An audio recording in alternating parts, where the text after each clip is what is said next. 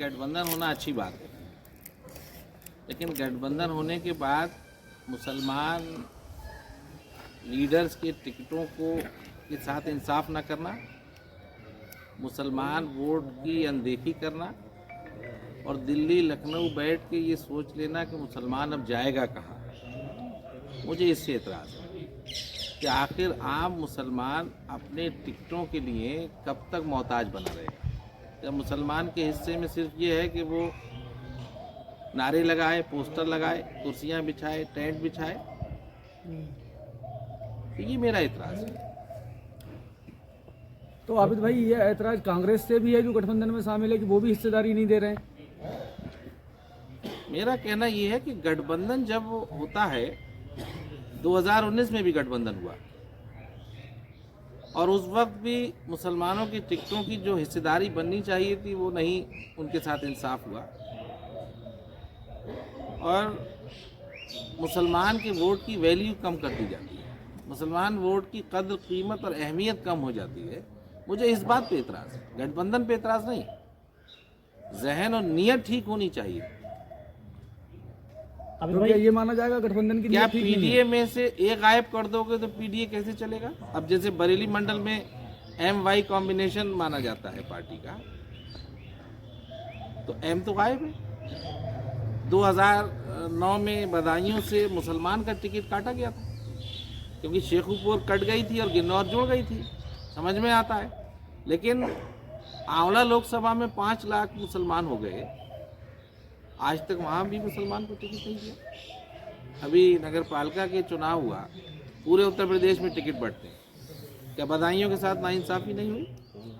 बदायूं में 11 मुसलमान चेयरमैन बने, 5 साल उनसे काम लिया गया पार्टी का, झंडा, बैनर, पोस्टर, वक्त, कीमत, पैसा सब उन्होंने खर्च किया और एंड वक्त पे उनको टिकट नहीं दिया। ये नाइंसाफ़ी नहीं? बिलासपुर मुखी में सरकार में एक मुसलमान को टिकट नहीं दिया। तो बहुत मजबूर होके हर चीज़ की एक सीमा होती है। ठीक है, हम पार्टी में हैं, ओहदे पे हैं, इसका मतलब ये नहीं कि जब बर्दाश्त की सीमा जब पार हो जाती है तब बोलना ही पड़ता है। अब भाई हक की आवाज़ उठानी पड़ेगी, मजबूरी है हमारी। जिस तरीके से आपने कहा तो अल्पसंख्यक, ऐसा नहीं कि पहली बार कोई टिकट कटाया और हम बोल रहे हैं। आगे की रणनीति क्या होगी आपकी?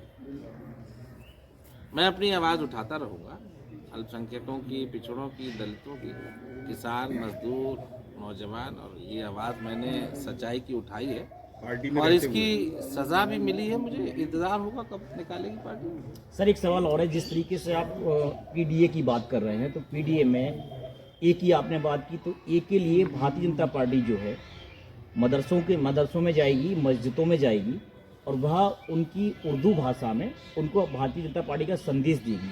तो इसको जो भारतीय जनता पार्टी का जो स्टैंड है, इसको आप कैसे देखते हैं? दूसरा, आपने ये कहा कि विपक्ष जो है पहले भी कमज़ोर था और आज भी कमज़ोर है, इस पे क्या कहेंगे? देखिए, 2019 में